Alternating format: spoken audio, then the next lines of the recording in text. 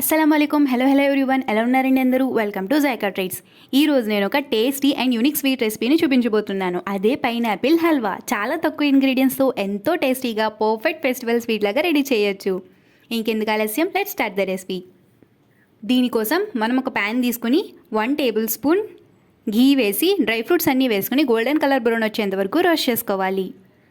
నేను ఇక్కడ కాజు, బాదం, కిస్మిస్ వేసి రోస్ట్ చేసుకుంటున్నాను. దీని తర్వాత అదే ప్యాన్లో ఇంకొక టీ స్పూన్ ఘీ వేసుకుని ఉప్మా సోజీ వేసుకుని గోల్డెన్ కలర్ బ్రౌన్ వచ్చేంత వరకు రోస్ట్ చేసుకోవాలి. నేను ఇక్కడ 1/2 కప్పు ఉప్మా సోజీని తీసుకున్నాను. మళ్ళీ అదే ప్యాన్లో 1 టేబుల్ స్పూన్ ఘీ వేసుకుని పైనాపిల్ని చిన్న చిన్న ముక్కలుగా కట్ చేసుకుని వేసుకుని రోస్ట్ చేసుకోవాలి. నేను ఇక్కడ పెద్ద ముక్కలు చేసుకున్నానండి. మీరు దీనికన్నా చిన్న చిన్న ముక్కలుగా కట్ చేసుకుని తీసుకోండి.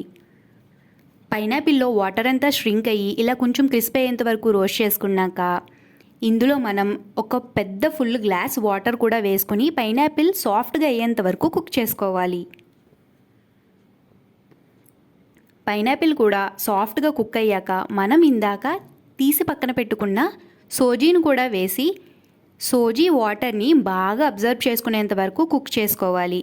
దీని తర్వాత మనం స్వీట్నెస్ కోసం షుగర్ యాడ్ చేసుకోవాలి.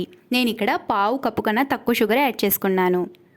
అండ్ హెల్దీ వర్షన్ కోసం ఏ ఫుడ్ కలర్ యూస్ చేయకుండా నేను ఇక్కడ కుంకుమ పువ్వుని వాటర్లో కలిపి తీసుకుని యూస్ చేసుకుంటున్నాను. మీరు కావాలంటే ఎల్లో ఫుడ్ కలర్ యూస్ చేసుకోవచ్చు. అండ్ స్వీట్నెస్ని కూడా మీ ఇష్ట ప్రకారంగా పెంచుకోవచ్చు కూడా.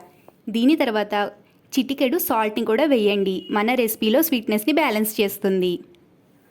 ఇవన్నీ బాగా మిక్స్ అయ్యాక నేను ఇక్కడ మంచి ఫ్లేవర్ కోసం ఇలాచీ పౌడర్ని యూస్ చేస్తున్నాను. మీరు కావాలంటే వెనిలా ఫ్లేవర్ కూడా యూస్ చేసుకోవచ్చు, కానీ చాలా తక్కువ యూస్ చేయండి, లేదంటే పైనాపిల్ ఫ్లేవర్కి డామినేట్ చేస్తుంది. తర్వాత డ్రై ఫ్రూట్స్ని కూడా వేసి బాగా మిక్స్ చేసుకోవాలి. దీని తర్వాత 2 టేబుల్ స్పూన్ ఘీ వేసి బాగా మిక్స్ చేయండి. మన రెసిపీలో ఘీ ఇలా స్వీట్ మధ్యలో వేయడం వల్ల మన రెసిపీకి మంచి టేస్ట్ అనేది వస్తుందండి. మన రెసిపీ కంప్లీట్ ఎప్పుడవుతుందంటే మన హల్వా ప్యాన్ని స్టిక్ అవ్వకుండా ఇలా సెపరేట్ అయిపోతూ ఒక షేప్ అనేది హోల్డ్ చేస్తే మన రెసిపీ తయారైపోయినట్టే. అంతేనండి, చాలా సింపుల్గా అండ్ చాలా టేస్టీగా ఈ పైనాపిల్ హల్వా తయారైపోయింది. మీరు తప్పక ఇంట్లో ఒకసారి ట్రై చేసి చూడండి, చాలా బాగా నచ్చుతుంది. ఇలాంటి టేస్టీ మరియు హెల్దీ రెసిపీస్ కోసం వీడియో నచ్చితే లైక్ చేయండి, షేర్ చేయండి, కమెంట్ చేయండి. జైకా ట్రీట్స్ ఛానల్ని సబ్స్క్రైబ్ చేసుకోవడం మాత్రం అస్సలు మర్చిపోవద్దు. Thank you everyone.